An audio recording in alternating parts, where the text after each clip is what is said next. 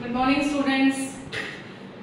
जैसा कि आपको पता है कि हम क्लास 12 का sexual reproduction in flowering plant chapter पढ़ रहे थे, उसी के कंटिन्यूएशन में आज है सीड फ्रॉम ओव्यूल। जैसा हमने पढ़ा था कि आफ्टर फर्टिलाइजेशन जो सीड है वो किसमें ओव्यूल जो है फर्टिलाइज वो किसमें कन्वर्ट हो जाता है, सीड में कन्वर्ट हो जाता है।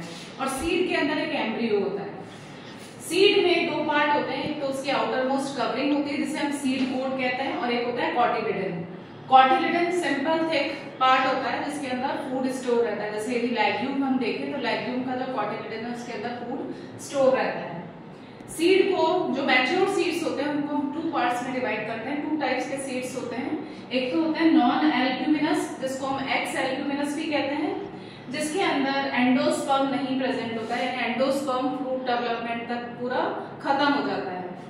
सो नॉन एल्ब्यूमिनस और ex albuminous seed have no residual endosperm, example pea and groundnut. और सेकंड टाइप ऑफ सीड्स होते हैं एल्ब्यूमिनस सीड जिसके अंदर एंडोस्पर्म जो है वो कंप्लीटली एग्जॉस्ट नहीं होता है एम्ब्रियो डेवलपमेंट में और रह जाता है। जैसे व्हीट है, मेज है, कोकोनट है, इनको हम कहते हैं albuminous seed.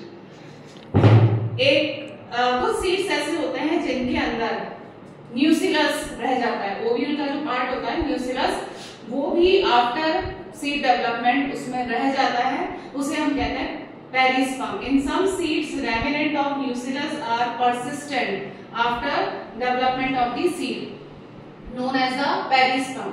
Then what is dormancy? As the seed mature, its water content is reduced and seed become dry. मतलब जब सीड जो है वो मैच्योर होता है तो उसका वाटर कंटेंट धीरे धीरे रिड्यूस हो जाता है और उसकी जो मेटाबॉलिक एक्टिविटी है वो स्लो डाउन हो जाती है एम्ब्रियो की। इस कंडीशन में हम उसको स्टोर करके रख सकते हैं। और ये जो स्लो डाउन कंडीशन है जिसके अंदर जो एम्ब्रियो है वो इनएक्टिव हो जाता है, इस फेज को हम कहते हैं डॉर्मेंसी। Thank you.